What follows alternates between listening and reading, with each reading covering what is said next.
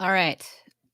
I I'm really hoping that the sound works because it worked.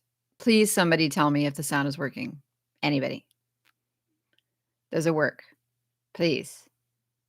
Anybody? I'm gonna be so upset if it's not working. Anybody? Yay? Okay.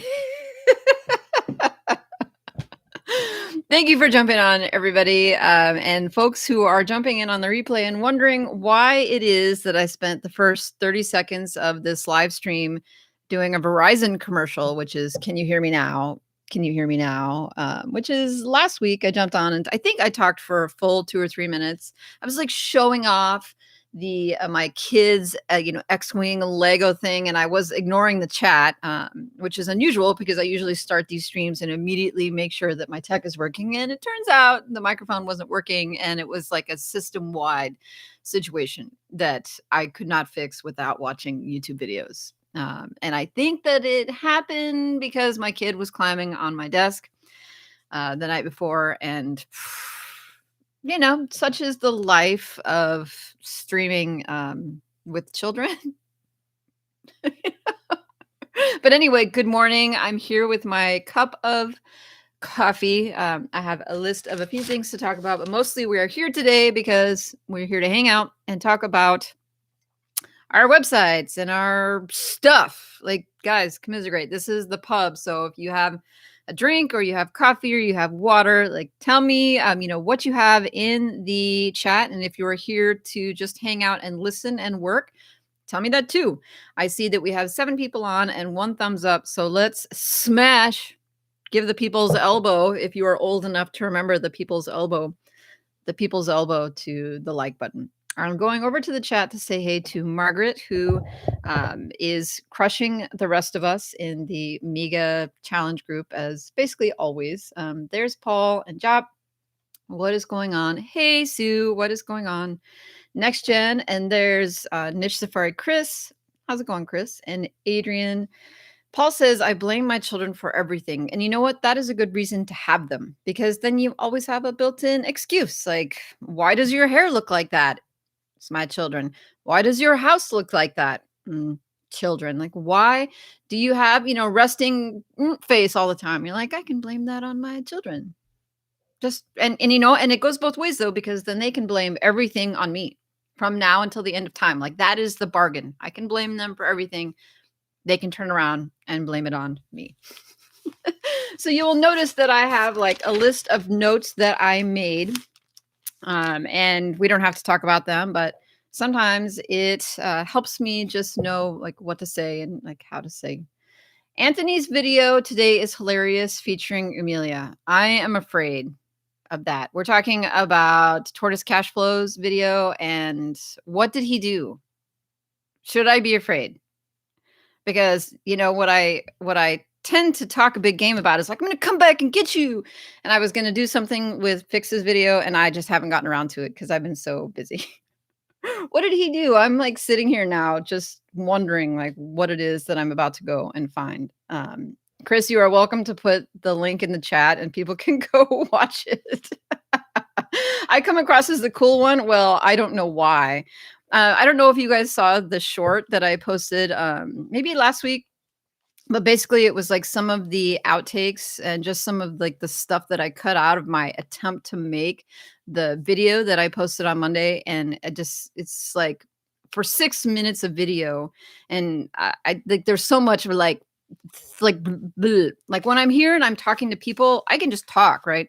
But when I know it's being recorded, it literally goes like, bleh. Hey, Steve, what is going on? I sound much better today. And actually, I sounded excellent last week. You just couldn't hear it. I was thinking about potentially working on, some hand signals in the future if it were to happen again.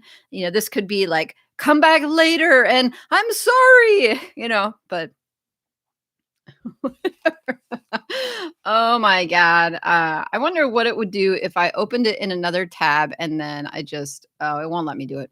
All right. I guess because I'm streaming, I guess I could do it on my phone, but this is one of those things where I probably need to upgrade my system, and do like Alex does and actually have something where we could watch it together. But I am working on websites right now. Like I haven't gotten around to doing a whole heck of a lot to that. What do we got here? So just in quick news, I actually want to know who in this group got into the Access Now, the link we posted on Monday. And I got like 100 hits on the link, but I was actually curious if people who wanted to get in got in, and if there were folks who are watching this either live or later on, if they wanted to get in and didn't, because I think one of the easiest ways to try to get Ezoic to do the more flights of the Access Now is to know that a lot of people want to do it. And when they released it a couple of months ago, they had like a large group come through, and it took like 2 or 3 days to actually get all the spots filled. And so I think maybe they thought there wasn't that much interest. But in the last two groups, they have filled up really quickly. And so they went ahead and added an additional spread of people to go through. So if you are live or watching this on the replay, let me know in the comments if you got in, and if you didn't, how many of you are out there who still want to do this? Because then we can take that and go to them and say, please, will you open this again and see what happens. Sue says, I didn't go for it yet. I think it's still too soon. Not enough traffic. Yeah, that's a personal choice. There's no pressure to do it. It's just for the folks that want to. I've said it. The reason I like doing it is because I like watching the value of the keywords, like which keywords are more valuable, because I feel like it's almost like a bit of a jump off the cliff and like build it on the way down, like build your parachute as you're going, and you say, oh, like what is this site worth? Like I can't wait to get a solid EPMV established, so I know like how much money is this site going to make if I continue to put effort and time and maybe money into it. So, but to each their own. In the MIGA group, for folks who are in the MIGA group who want to check in, I had a great February. I managed to get through my goal pretty easily. And what I'm finding is that there's more of a rhythm happening for me, just because I'm writing more often. And so it's much easier to get to the computer. And it's also much easier to pick out the keywords I want to write on and then actually get it done. And I know there are other folks in the group who have been very consistent with writing who are finding that to be the case. And so for folks who are like, oh, I don't understand the value of this group, like all you do is just go there and post like your progress every now and again. It's not so much, honestly, about like the cheering on of other people, but that's cool. Like that feels good and it's nice to have. But for a lot of us, it's just the accountability of getting into the habit, like getting to the computer every day and knowing other people see that. And for me, what it does is it helps me develop the habit.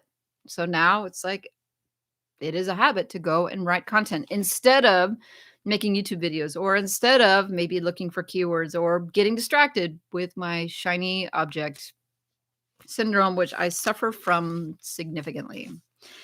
And we were talking about shiny object syndrome in another group not too long ago, and I've begun to talk about it as our superpowers, right? You think about somebody's like their greatest strength and how that can also be your greatest weakness.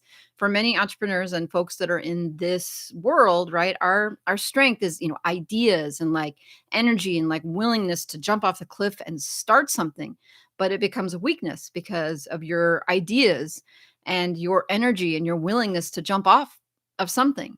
And so you have to balance out like this strength, which just doesn't go away when you start this project. Like you still have those qualities that led you to that in the first place. And so it's almost like battling against your actual strength and your nature to be able to take a project and shepherd it to the point where it's actually something successful. So for those of you who struggle with shiny object syndrome like I do, sometimes just thinking of it more like that superpower, you say, okay, this is the thing that I do well. And if I can't figure out how to harness just the ideas portion for money, at least I shouldn't necessarily feel bad about having shiny object syndrome, because it's not like you should be penalized for something that is your strength. You just need to learn how to deal with it.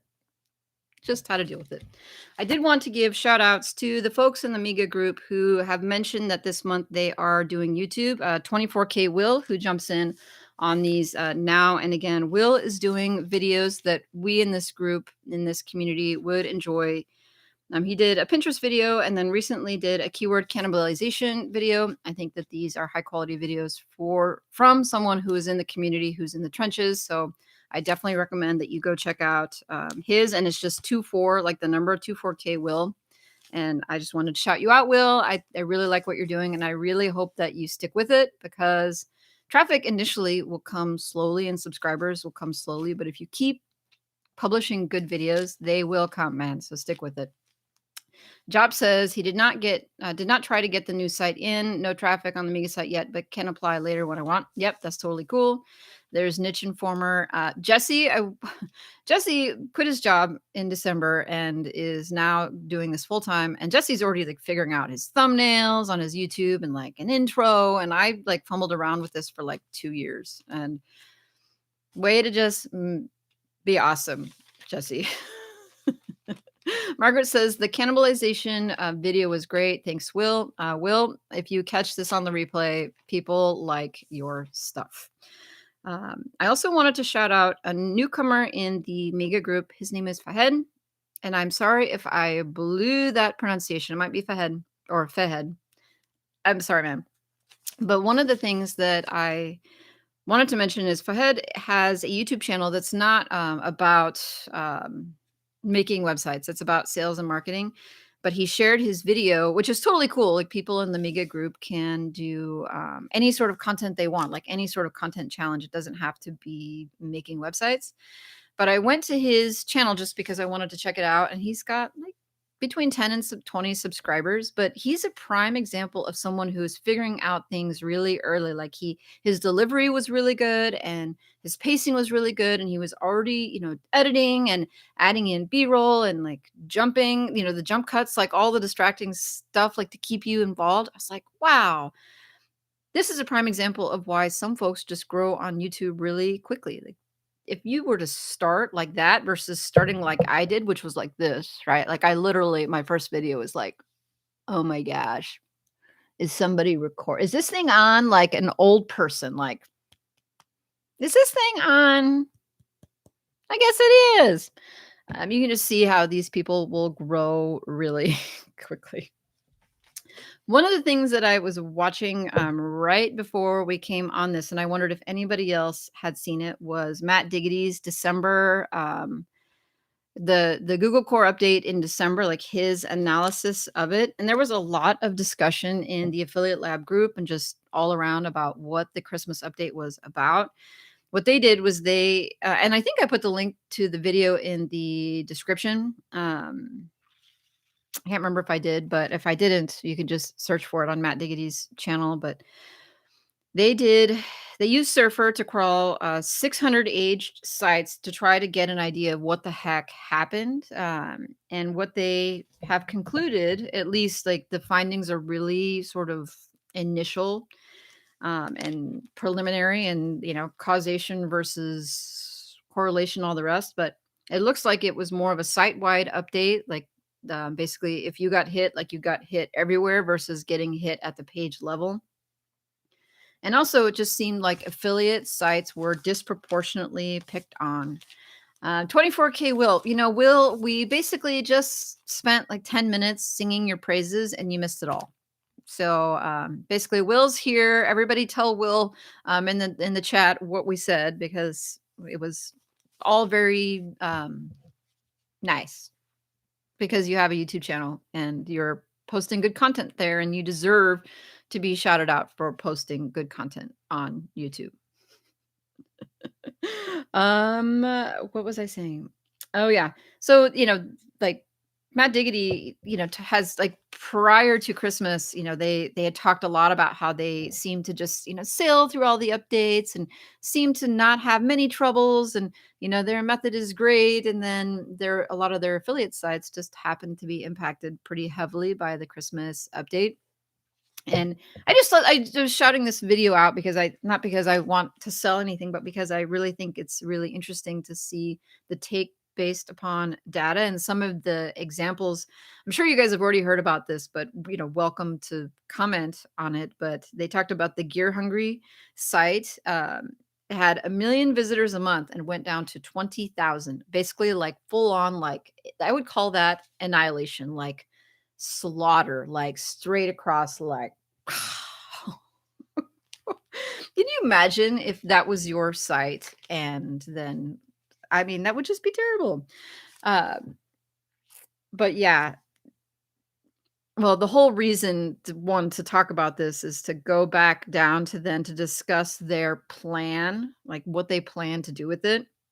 And their plan, because at this point, it doesn't seem like they honestly know, conclusively what they think. And so they basically said, oh, well, here's our plan to go forward. And one, they said they plan to increase their info content, so their non-commercial content, because there was some concern about there being like sites that were overly commercial, right? Like every page had an affiliate link or every page had ads or something that was commercial about it, like that needs to be more balanced. So what they're doing is planning on pumping out short content that is not commercial. And they're like, "Oh, well, we could write like 20,000 word articles, but we want to get more posts and more pages up that are not commercial because their concern is their affiliate sites are all commercial. And so trying to balance that out more.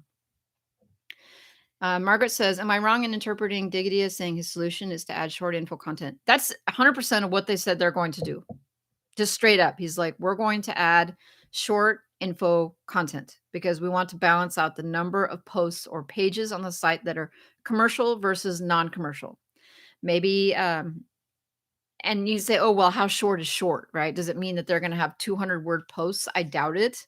But I'm guessing that a 1,000 word post would be much easier for them to pump out than 5,000 word posts. And so they could get 5 posts versus 1. They're just saying, okay, well, we just need to get more posts out. Margaret says he didn't seem to mention useful content. He didn't really. He just said info content. And I think the plan is to try and do the least amount of work possible to satisfy or to check the box as far as info content to balance out the commercial content. Now, I mean, is this the solution? I mean, I don't know. They don't know. I mean, I think that's what I took from the video is that they honestly still don't know. They don't have conclusively an answer to this. Like some of the scatter plots they did of these 600 sites, and you're like, oh well, there's a couple more down here than there are up here, but it still seemed like it was a scatter shot, sort of like they're really trying hard to make something out of this data, and I just don't think that it's enough. But sharing what they plan to do in the meantime, I still think is important for us to know what it is that so we can see the outcome later on when they come back and say, well, here's what we did, and it fixed it. I was in the affiliate lab group today and there was somebody who posted about getting hit in December and then all the things that they did to make to recover. And there's like a list of 10 things. And then it's been 3 or 4 months. And who's to say that the site didn't just grow naturally also from other content that they had posted?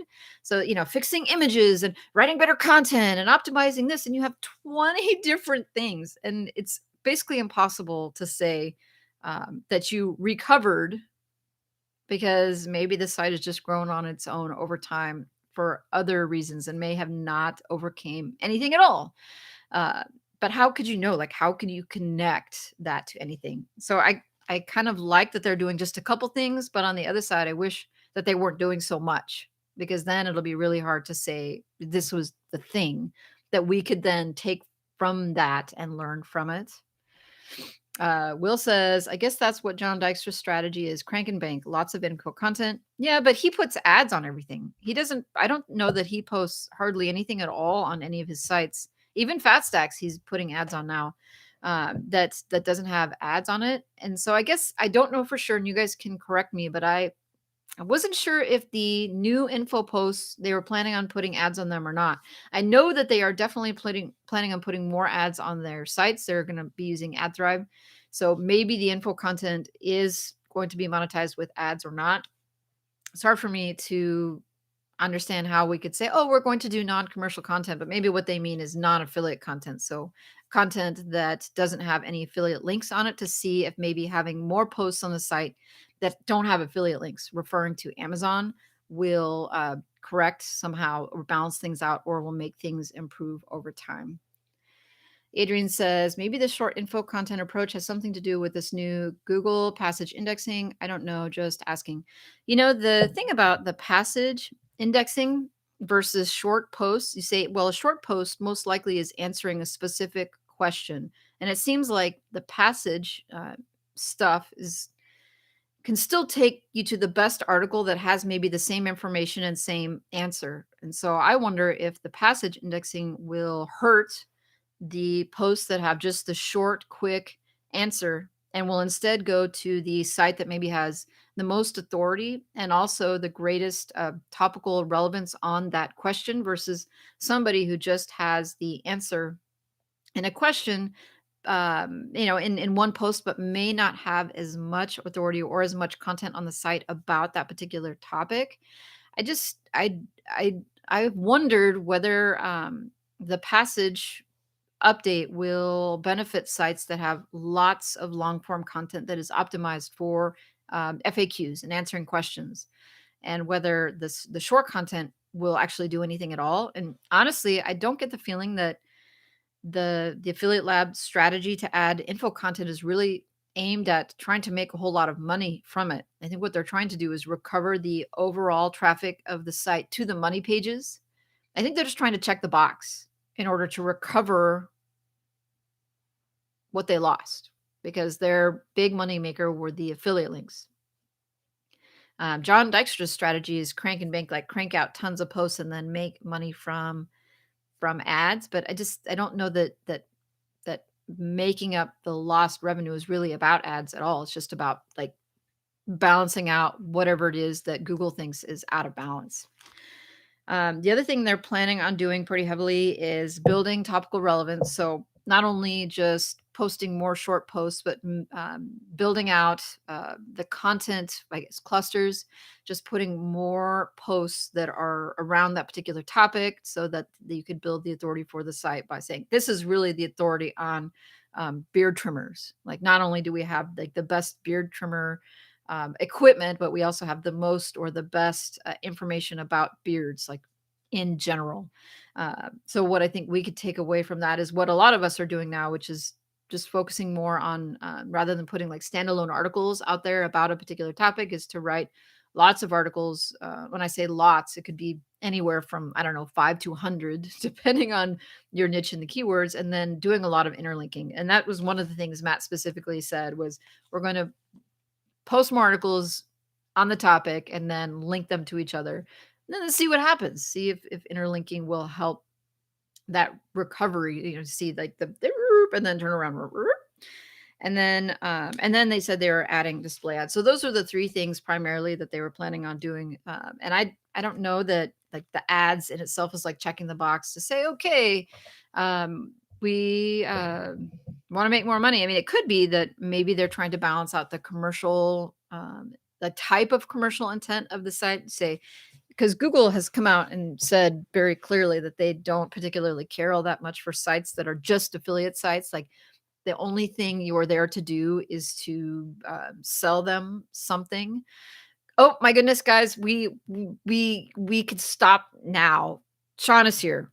Commit is here. Basically, like, our purpose in the universe has just been fulfilled. Like, everybody. Hi, Sean. How's it going? If you're here, give the people's elbow to the like button. I think that YouTube is still pushing out notifications on this new channel really slowly. In fact, I got the notification for my live stream a couple days ago from the one from last week. So it took 4 days basically for YouTube to tell everybody that I was going live. And it was a good thing that that notification didn't go out very quickly, because the stream was broken and I had no audio. but still, yeah, there's a couple more. We got to 11. I don't know. Maybe we will stream until we get to 20 today. And everybody's like, all right, let's get the like button, get out of here. Oh, Will says, I'm really big on silos clusters. I can see it really helps Google index my content more easily.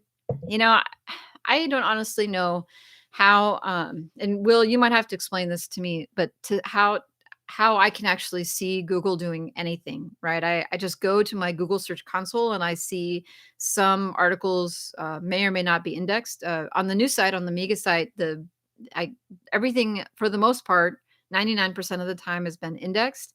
And I even the ones that maybe don't have a ton of links to each other. I mean, we know just in theory that having more links on your site helps the crawler get around to find the things, right? It helps them find the things. But I don't know. I need you to tell me more about that. This morning while I was working very hard, and not surfing YouTube, like, at all, I saw that Sasha Yanchin, who was here on the channel, in December, his finance channel has really exploded, and he is basically bucking all of the trends. Instead of, posting 1 video a week, and, like, letting it roll out, he's like, "I'm doubling down on content," and he is posting videos daily. He's planning on maybe even going like multiple times a day to see what it can do. And so this is like goes back to my argument with Doug Cunnington months ago about his strategy for posting a lot of videos, like cutting up things. And then I was like, no, don't do that. That's you need to let the video like have its life and like do everything it needs to do. And he's like, "Oh, I don't think the data supports that. I don't think it's necessary." And I was like, "You do." And Sasha's like, "Well, this works." So, Doug, I'm sorry. Turns out I was probably wrong. Commit says, Sasha is killing it. I really love his content. You know, he has done something that not a lot of people have done, which is he is aiming his content specifically at the UK finance land. Like that is his niche topic. I mean, I don't know that that will necessarily prevent him from getting to 1,000,000 subscribers because there's plenty of people in the UK. Like it there's a lot of people there, and you say, "Okay, a lot of people interested in finance and all the rest." I do wonder if he will be able to get to 1,000,000 on his UK audience, and if he will have to, like, broach out from that, but I really have enjoyed watching his videos and watching him grow. Will says, Sasha's video on keyword research and blog post layout are 2 of the best I have seen. Are you talking about the one on his main channel or on his like affiliate marketing, make money online channel, the Sasha Yanshin story? That channel has not grown as much as he would like, and I think it's probably because he just hasn't been able to post content to it. And I also think that the make money online channels are actually harder than people realize just because there are so many people in it and there's a lot of quality content in there. I think we're competing for a like a much smaller audience than just finance. I think it is pretty hard to grow a channel on this. Sean says, yes, lots in the UK and plenty of them overseas too. Nicely sized niche. Well, I mean, what we can take away from that is that it is possible to grow an audience like in a very specific geographical region. A lot of us are doing that with websites, right? We're aiming at the traffic that earns us the most money, you know, and looking for keywords that have to do with specific places or that people in those specific places would search for. I know it's something that I definitely didn't think very much about when I first got started. I was just like, I must write some post. Like I must write without really thinking necessarily about who would be searching for those products. What I've discovered is that some of the product reviews that I wrote in the last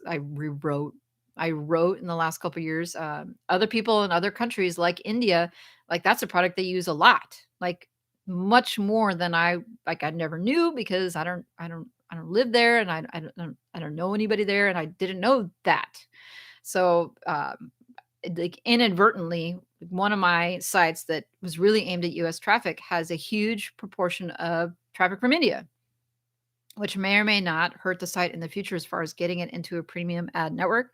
I have nothing against by folks from the Middle East and Asia. I like super great to have their traffic, but then like you're dealing with ad networks that like they only want these sites that have like tier one traffic, and yeah, yeah.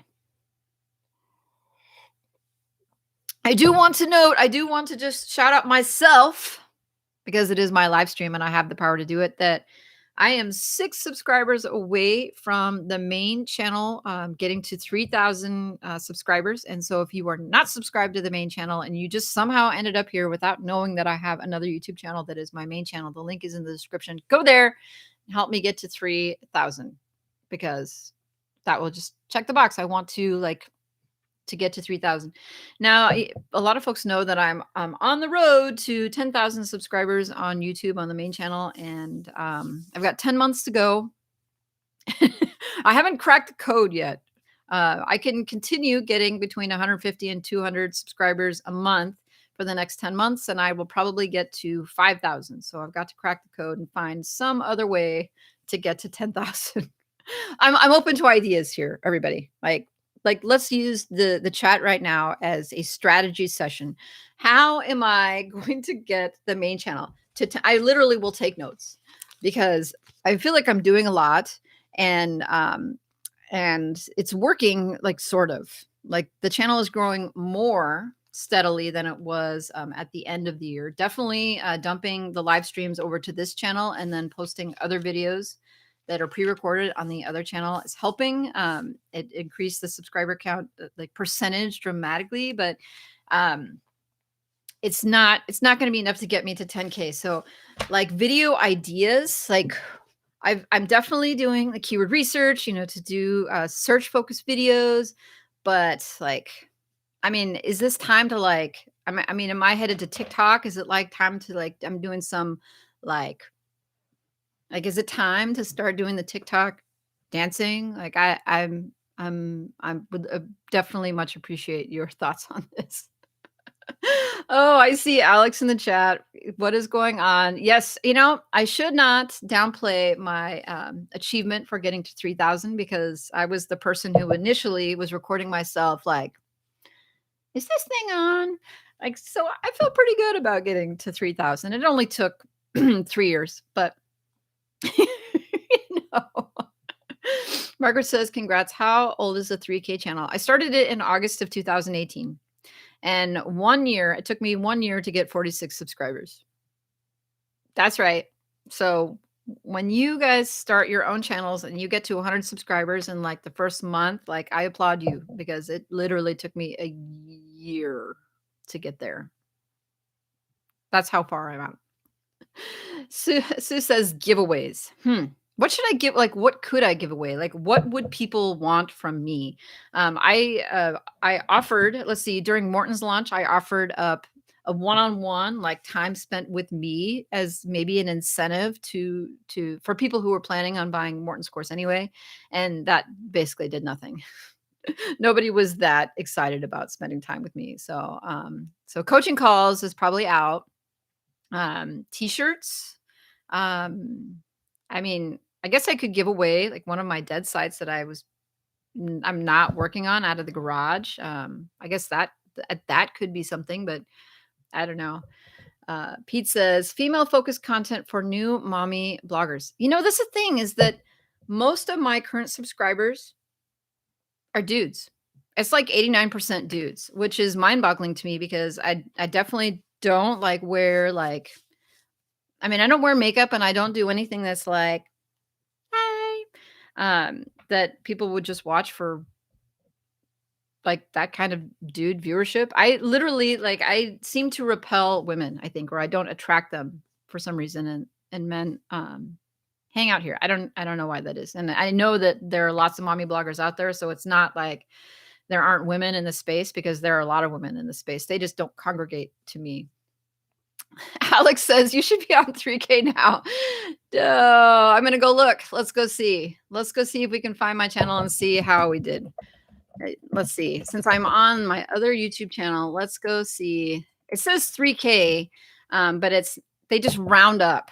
They just round up to 3K. So let's go see in this thing. I'm going to refresh. Oh, look, you probably can't see, but it's 3,002. You guys are so sweet.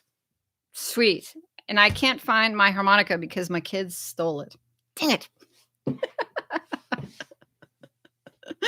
Oh. TikTok dances are the only path to 10K. It's true. Well, I don't know. Does anybody know Renegade? Like, does anybody have a Renegade tutorial? Like, I feel like it goes like this. Like, I don't know. Pete says, Amelia can be heard now. Not sure if this is good or bad. Well, sir, you are here. So I have to assume that it can only be good. That's all. Like that's all I can take away. Jesse says you could do what Carl's doing, give away an entire site. I could. I I had planned to sell the MIGA site. Like I had planned to. It's hard for me to imagine giving away an entire site because, like, yeah, maybe that's my problem. Maybe I'm unwilling to do the things other YouTubers are doing, and maybe that is the thing that will prevent me from getting to 10K or 100K. Is I'm like unwilling to. Um, maybe it's just not for me. Maybe that's the problem.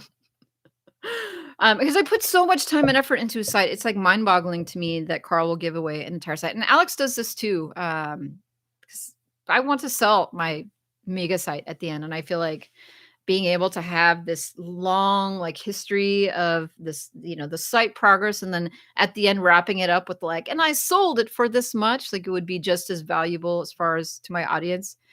I mean, I think that giveaways are interesting and exciting and may gain subscribers. I just if you don't combine that with other valuable content like our colleagues do, just to be fair, they do that, then it's not necessarily a long-term play. Bradbury says, I can confirm that what YouTube viewers love is mugs. I've had some mug ideas. Fix is doing shirts.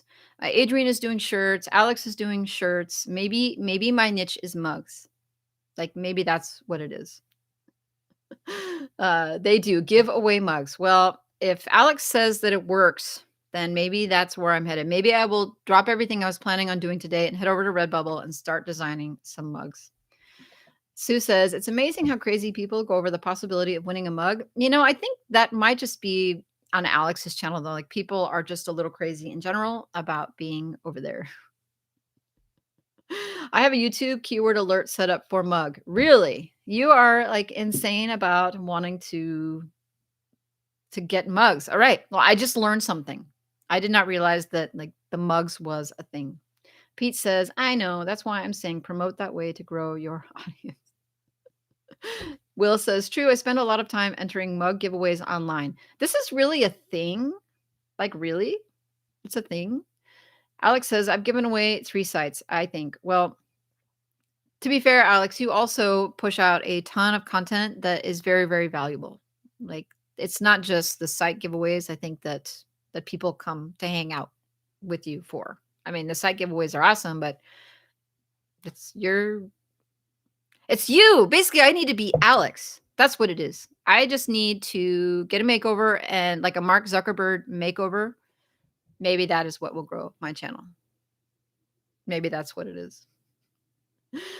Pete says, did I miss the Make Amelia Great Again MIGA update? You did, basically. And that's what happens when you're late, Pete, is you miss all the good stuff. And basically, the sum of it is we're going around through March again. And the goal for me is to get to 100,000 words, just total overall on the site by the end of month 3. I'm excited about that. Bradbury says, I'd be happy having a site worthy of giving away. I'd probably get my given back. No, never. Jesse says, I have a couple I've considered giving away. They're almost too small to sell. Well, yeah. I mean, I had some throwaway sites that I tried to even sell on Flippa, I think for $200, and nobody wanted them. And I just let them go. And I guess what I should have done is probably just brought them here. And like the thing is like sometimes these small sites aren't things that I'm proud of and that I would want other people to think of as like being representative of what I'm capable of. And so I don't necessarily want to give those to people because I don't think that they're necessarily that good.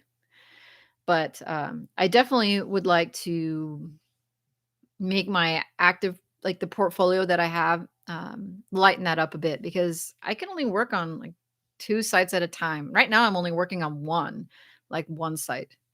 Um, let's see. Pete, be nice. All right.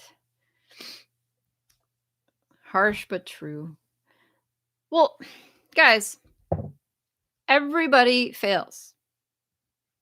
Like, seriously. Like, is every site that all of us that we launch, like, is every one of them going to take off and be awesome? Like, no.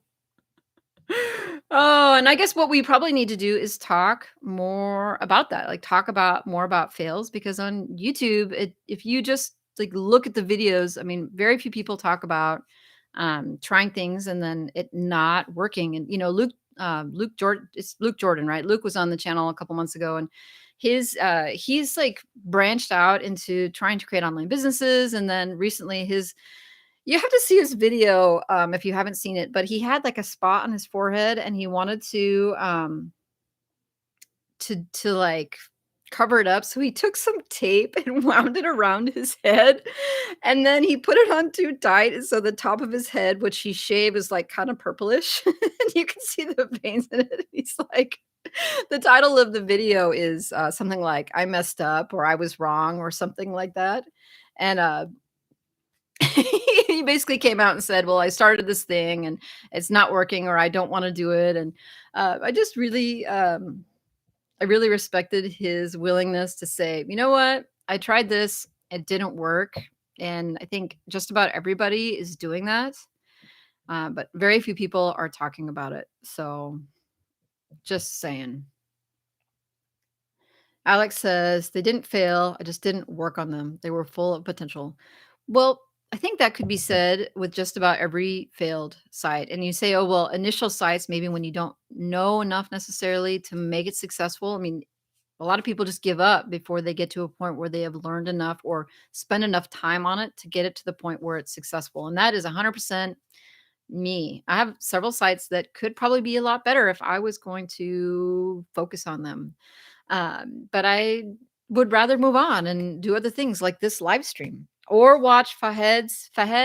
You're gonna have to tell me if I'm pronouncing it right. But Fahed, I you missed the beginning of the stream where I basically sung your praises for one, jumping in the MIGA group, two, sharing your YouTube channel with us, and three, for basically destroying my entire first years of progress and learning how to edit videos in like your initial videos. I can just really think that your content is going to go far. And I just wanted to, I guess, welcome you to the group and tell you that I watched your video and I left a comment on it. But I just think I can really see your content. You're like a nice video camera away, probably from having a successful channel. Like that was the only thing I could think of as I was watching it. I was like, man, what separates his channel from these other channels that make this content is just probably shooting in a higher quality with a higher quality camera. Like that's literally the only thing I could think of. Chris says the bullets not cannonball strategy. Launch 10 sites and 12 months later select the best 3 to run with. That's the thing. I mean, if you're going to launch sites, like sometimes you have to just get through the first 12 months with them and see which ones are earning the most. Do you know of anybody who's doing the launch 10 sites and then moving on from them strategy? Like you could launch 10 sites and then maybe pick 3 of them and then sell the rest of them, right? As starter sites for people who want to continue to work on potentially. Alex says, also known as the throw the at the wall and see what sticks method. Let's see. Chris says, if Sean Mars and Doug Cunnington had failed sites in 2020, we are in good company. And they did, right? I mean, Doug is selling a site that isn't going anywhere right now. And does Sean have anything that has failed in 2020? I know he had a site that was struggling with indexing, but I don't know. Did he have a failed site in 2020? It could be that I'm just not paying as close attention to his content lately because I might have missed that. Fahed says, you got it right. Fahed like Fairhead. Okay, Fairhead. Fair. Every time I'm going to say her name, I'm going to want to say Fairhead. It's Fahed. Okay. Time to invest in that Canon. You know, I've been like this close to investing in a camera for about 3 months. I just have a really hard time spending money on something that is not necessarily earning a ton of money yet, but it's like, how do I get there? If I don't do that, I could get there. Yeah, Sean talked about a failed niche site from 2020 in his recent podcast with niche website builders. I did see that Sean went on the niche website builders podcast, which if I had my harmonica, I would play it because I feel like that's kind of a coup for him. It's like the step up in the world, like notoriety and people who know who you are, and that can only help build his brand. So Sean, if you watch this, I don't think Sean catches up on these because he's too busy like crushing it with content. But good on you, man. That's a great achievement. Alex says, no failure is only feedback. Well, to each their own, right? I mean, like regardless of what we think about like other people's progress, the thing that I respect about everybody that is in the chat right now is everybody is working on like is actively working on trying to make their dreams a reality. And they're not always the same like trajectory, the same progress. Like it doesn't always go the same. And um, I mean, that's one of the reasons why a lot of people don't want to go on YouTube is it or just a blog or like be open about their portfolios because it does open you up to criticism. Like it does and it's not always enjoyable. So Alex, I um I like your I guess attitude about it. Is progress. Yeah. Let's see. I'm checking. Margaret says, I think Sean had a site that may have been previously penalized. Yeah, he got hammered in the past by some updates, but I don't necessarily think of those as fails because his strategy was working really well. And I honestly don't think of a Google core update as a fail because that just means that something needs to be done different and you have to like juke and jive and change. Um, but yeah. So I'm looking at the time. It's 10:45. I've had an enjoyable chat with everybody today. I have a lot of content to create, and I'm sure you folks do as well. I'm looking forward on being back here next Wednesday with sound because sound apparently is important in live streams. I look forward to talking with you about your progress for the week. And yeah, thank you for helping like make my Wednesday a great day.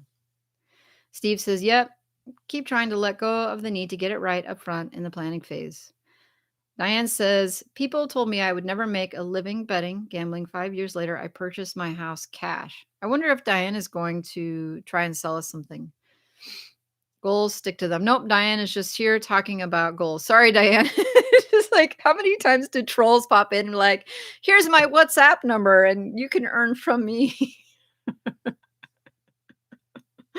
Oh, Adrian, love seeing your progress in the group. It's been really enjoyable. I think we lost Paul somewhere in the middle, and I might have missed his message. But Paul, great sticking with you every week. Yeah, Diane, I think we're on the same page. Yeah, sorry about that.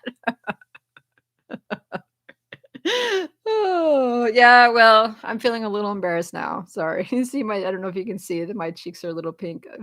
I feel embarrassed calling out Diane for coming and trolling our stream when she was just here to like participate. Oh, everyone, have a great week, and we'll see you next Wednesday. Take care.